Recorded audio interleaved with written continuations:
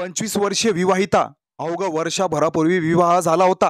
पती एक पायाने अपंग, नवरा पसंत नसल्यानं 8 दिवसाआधी भेटलेल्या प्रियकराला हाताशी घेऊन तिने जो क्राईम केला त्यामुळे संपूर्ण देशातून संतापाची लाट उसळली।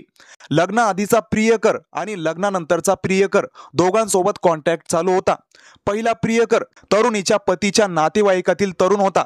लग्नापूर्वीच्या प्रियकराने पोलिसांना जी माहिती दिली त्यामुळे आज या तरुणीचा खरा चेहरा जगासमोर आला। वैशाली तेजा वय 25 वर्षीय असं आरोपी नवविवाहितेचं नाव आहे। गोपाल तेजा वय 28 असं तिच्या पतीचं नाव आहे। गोपाल हा एका पायाने अपंग होता, प्रायव्हेट कंपनीत जॉबला होता। 2024 मध्ये यांचं लग्न झालं होतं। वैशालीच्या इच्छेविरुद्ध तिचं लग्न लावण्यात आलं। घटनेच्या 8 दिवसापूर्वीच रामचरण नावाच्या एका तरुणासोबत वैशालीने प्रेमाचे सूत जुळवले। 8 दिवसातच त्यांच्यात शारीरिक संबंध घडून आले आणि या 8 दिवसात नवीन प्रियकराला हाताशी घेऊन वैशालीने थेट गोपालच्या हत्येचा कट रचला। त्यासाठी प्रियकराला 3 लाख रुपये कॅश आणि 3 तोळे सोनं देण्यात आलं। विशेष म्हणजे तिचा पळून जायचा प्लॅन होता। लग्नाआधीच्या प्रियकरासोबतही तिचा कॉन्टॅक्ट चालू होता। तिने आधी लग्नापूर्वीच्या प्रियकराला सोबत घेऊन जाण्याची ऑफर दिली होती। अपंग नवरा पसंत नसल्यानं त्याच्यापासून दूर राहण्यासाठी ती कोणत्याही थराला जाण्यास तयार झाली। त्यावर पूर्वीचा प्रियकर आणि वैशाली यांच्यात याच विषयावरून फोनवर वाद झाला होता। वैशालीने त्याला सोडून रामचरण नावाच्या व्यक्तीशी ओळख केली। 3 तोळे सोनं आणि 3 लाख रुपये कॅश देऊन नवऱ्याच्या हत्येचा कट रचला। मंगलोर शहरातून दिनांक 19 सप्टेंबर रोजी उघडकीस आलेली ही घटना मंगलोर पासून 20 किलोमीटर अंतरावर असलेल्या एका जुन्या मंदिरात 15 ऑक्टोबर रोजी वैशाली ही गोपाल याला मंदिरात दर्शन घेण्याच्या बहाण्याने सोबत घेऊन गेली आणि दर्शन घेऊन परत येत असताना गोपालची हत्या केली।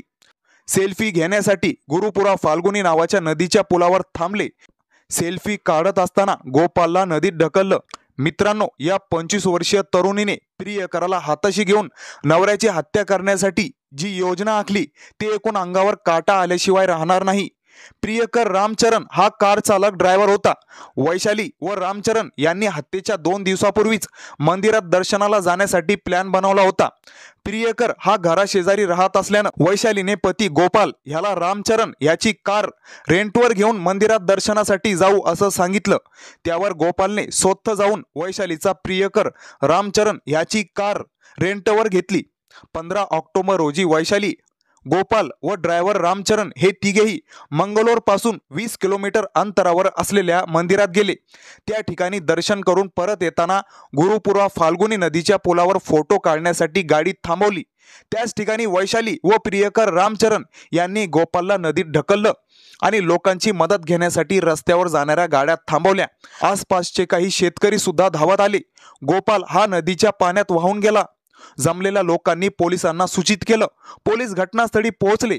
पोलिसांनी गोपालला शोधण्यासाठी रेस्क्यू पथक रवाना केलं।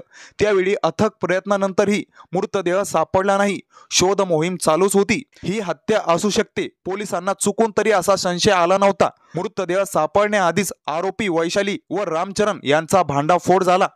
वैशालीचा लग्नापूर्वीचा प्रियकर जो मयत गोपाल याच्या नातेवाईकातील तरुण होता, ही बातमी जेव्हा त्याच्या कानी पडली त्याला तेव्हाच वैशाली हिच्यावर संशय आला आणि काहीतरी घोळ मंगळ आहे असं त्याला वाटलं।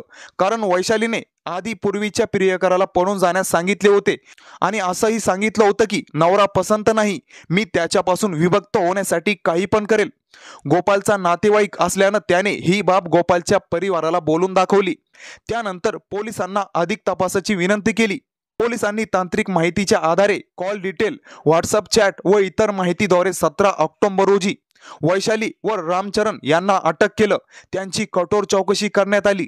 त्यांनी हतबल होऊन 18 ऑक्टोबर रोजी गुन्ह्याची कबुली दिली व 19 ऑक्टोबर रोजी निरुपल्ली गावात एका अज्ञात व्यक्तीचा मृतदेह नदीच्या काठावर आढळून आला। पोलिसांना ही माहिती मिळाली। पोलिसांनी गोपालच्या कुटुंबांना मृतदेहाचा फोटो दाखवून ओळख पटवली तर तो मृतदेह गोपाळचाच असल्याचं निष्पन्न झालं। वैशालीच्या लग्नाआधीच्या प्रियकरामुळेच हे प्रकरण समोर आलं आणि मयत गोपाळ